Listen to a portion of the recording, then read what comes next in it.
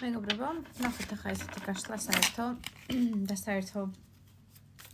საერთო გაშლა ყოველთვის ყოველას არ ემთხვევა რასაკვირველია, იცით, პირადი გაშლები არის უფრო ზუსტი და პირადი გაშლებისთვის პირადში მომწერეთ.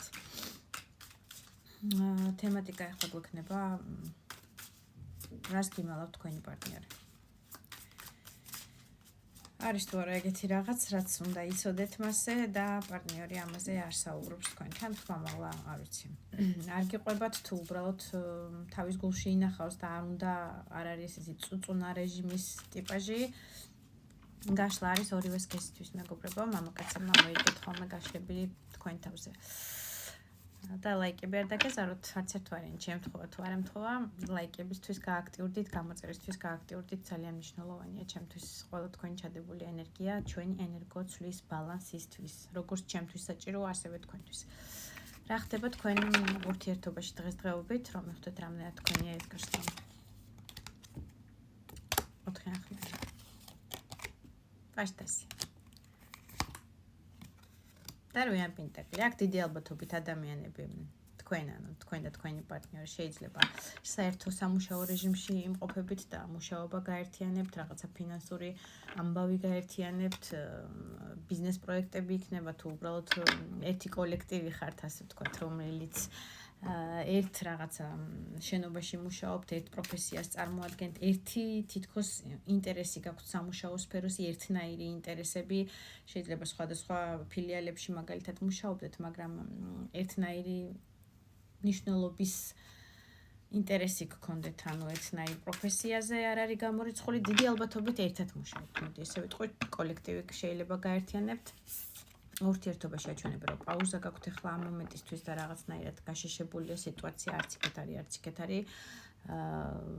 შეხვედრები შეიძლება ნაკლებად გაქვთ, ან გაქვთ სამუშაო თემატიკაზე და საუბარიც მხოლოდ რაღაცა ფინანსზე და სამუშაო თემებზე უფრო, ან სამსახურში უფრო გაქვთ შეხვედრები, შეიძლება ესეთი სამუშაო რეჟიმის, ვიდრე პირადი შეხვედრები და განმარტოებული.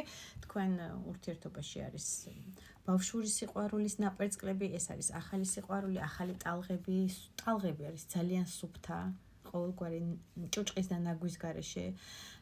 ტალღები არის იმაზე მეტი, ვიდრე თქვენ წარმოგიდგენიათ თქვენი ემოციური ფონი, ანუ ესე ტალღებივით პერიოდულად გირტყამთ, ორივე მხარეს არის საუბარი აქ არ არის ერთი მხარე, ეს არის თქვენ ურთიერთობაში რა ხდება, ორივე მხარეს ხდება ეს ტალღური პერიოდული, აი რაღაცა პატარა ტალღა მოდის, მე უცებ ძალიან დაგარტყავთ ეს ემოციური ფონი, მონატრება, ეს გრძნობები ერთმანეთის მიმართ თასი გიჭირავთ. აქ არის ახალ ურთიერთობაზე საუბარი, ეს არ არის წლობის და რაღაცა თვეების ურთიერთობა, აქ არის მაქსიმუმი.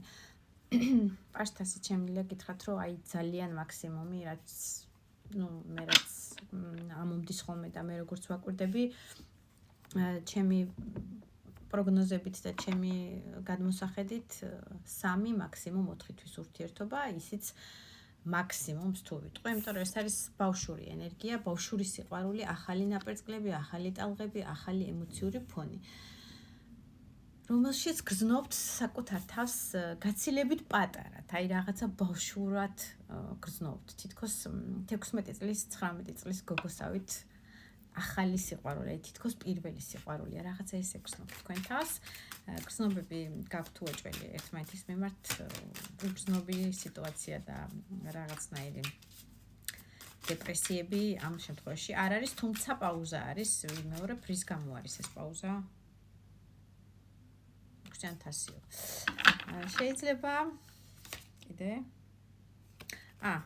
შეიძლება ერთ-ერთი მხრიდან იყო ეჭვიანობის თემატიკა, რომელიმე პარტნიორის წარსულ პარტნიორთან შეხვედრიდან გამომდინარე, ან შემთხვევით გამოჩენიდან და ერთად მიდიოდით, მაგალითად ერთად იყავით სადღაც ადგილას და წარსული ერთ-ერთის პარტნიორი გამოჩნდა, ან რაღაცა SMS-ი მოიწერა, ან რაღაცა გააქტიურდა, სრულიად შემთხვევით შეიძლება მოხდა ეს რაღაცა ამოტივტივება წარსული სიყვარულის ერთ-ერთი მხრიდან, ნაწილისთვის იქნება ასე, ყოველთვის არა. მაგრამ ესეც ერთგვარი პატარა მინიშნება, რომ რაღაცა ეჭვიანობა გამოიწვია და კონფლიქტური სიტუაცია აი ამ ყოფილის ამოვარდნის თემატიკამ, ასე ვთქვათ. სრულიად შემთხვევით შეხვედრა იქნება თუ SMS-ი იქნება თუ სოციალურ ქსელში მოკითხვის მიზნით, რომ როგორ ახარ უბრალოდ მიწერა და თქვენ ეს ნახეთ, ან წააწყდით, მოკლედ რაღაცა ესეთი ენერგეტიკა ყოფილთან დაკავშირებით თითქოს რაღაცა ეჭვიანობის გაურკვეველი კონფლიქტი წარმოიშვა თქვენ ურთიერთობაში, ვერ შეთანხმდით, მოკლედ ვერ დაალაგდა ის თავისას გიმტკიცებდა თქვენსას, რომ აი რატომ მოგწერა, მაგალითად თქვენ უმტკიცებდით და ის გიმტკიცებდათ, რომ მე საერთოდ არ ვიცი რა გაახსენდა და რატომ მომწერაო, მაგრამ ნუ ვერ შეთანხმდით და ახლა გახართ ერთგვარად პაუზაში. აი, თუ ვატყობთ ემთხვევა, გავაქცევოთ მაშინ ყურება.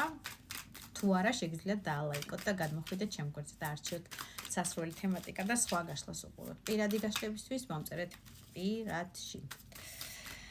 და ყველასთვის არის ფასიანი ჩემი პირადი გაშლები და ერთ კითხვაზე გაშლას არ ვაკეთებ, მეგობრებო, აქვე ჩავამატებ. რა უნდა იცოდეთ, რას გიმალავთ თქვენი ეს ჩაფიქრებული პარტნიორი? უნდა იცოდეთ, რომ ადამიანი არის მაგი. პირველ რიგში შეიძლება ძალიან კარგად გამოსდის ეზოთერიკის თემატიკა და ნუ პირდაპირგაგებით შეიძლება მაგია, ეზოთერიკოსია, ნუმეროლოგი, ტაროლოგი, ფსიქოლოგი, ყველა ვარიანტში ეზოთერიკის წარმომადგენელს თუ არ ვიტყვით, ძალიან კარგი манипуляტორი და ფსიქოლოგია, ადამიანის ნერვებზე როგორ ითამაშოს, ძალიან კარგად იცის.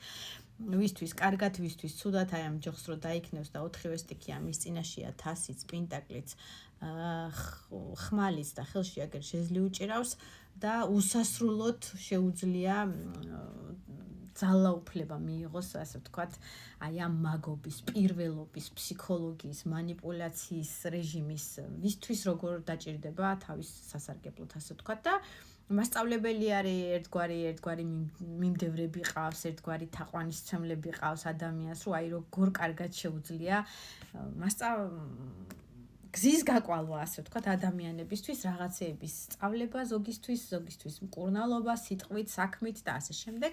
გიმალავთ იმას, რომ აი ერთგვარი ესეთი манипуляტორი ტიპაჟია და აი ამ ყველაფერს შეიძლება გიმალავთ. შეიძლება საერთოდ გიმალავთ, რომ ეზოთერიკაში კარგად არის ჩახედული, ასტროლოგია კარგად იცის, ფსიქოლოგია კარგად იცის და ამ ყველაფერს გიმალავთ, რომ ერთგვარი თავისი ჩუმი გასაღები აქვს ცხოვრებისეული, სადაც აი ამ ყველაფერს ეშინია თუ არ ეშინია, ამას არ დავიწყოთ მოყოლას, მაგრამ კარტებს არ გიხსნით, მოდი ესე ვიტყოდი, რომ კარგი манипуляტორია, როგორც სუმცირე თუ მაგი და ტაროლოგი და ნუმეროლოგი და ასე ვთქვათ, ეზოთერიკისტი არ არის.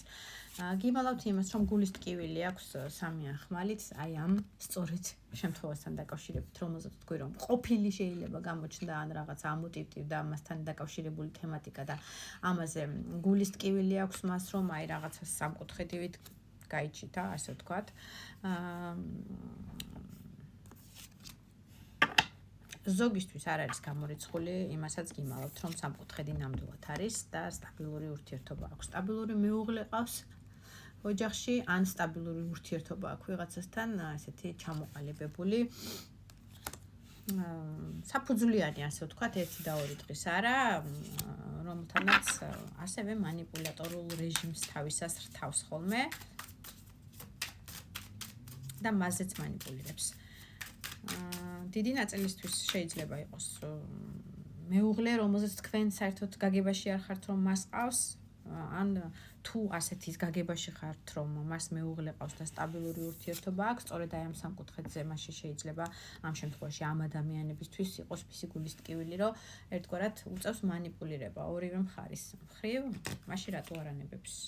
კონფლიქტური სიტუაციები აქ იქაც მინდა გითხრათ, 5 ახვლით ამასთან დაკავშირებით ჩაკეტილია მეუღლესთან კონტაქტისგან და ნამეტანის სიყვარულისგან ვერ ვიტყვი, 2 ახვლით საერთოდ გაგებაში არ არის, წინ რა ელოდება და რა ურთიერთობა არც მზად არ არის შერიგებისთვის მასთან და რამე კომპრომისზე წასასვლელად იმპერატორად წარმოაჩენს თავის თავს, ეს არის ადამიანი, რომელსაც მას უნდა ექვემდებარებოდეს ყველა და ყველაფერი. თუმცა ქცევების დონეზე ცოტა არ იყოს, ბავშვურად იქცევა ხოლმე, იქცევა ბავშვურად და სიყვარულით ასევე ბავშვების გამო შეიძლება იყოს ნაწილისთვის ბავშვის გამო, ბავშვების გამო მისი სიყვარული არ აძლევს იმის უფლებას, რომ ასე ვთქვათ, დაანგრიოს ბოლომდე და წერტილი დასვას ოჯახურ სტაბილურობაში. ამას გიმალავს ამ ყველაფერს. ძალიან ბევრი შიშები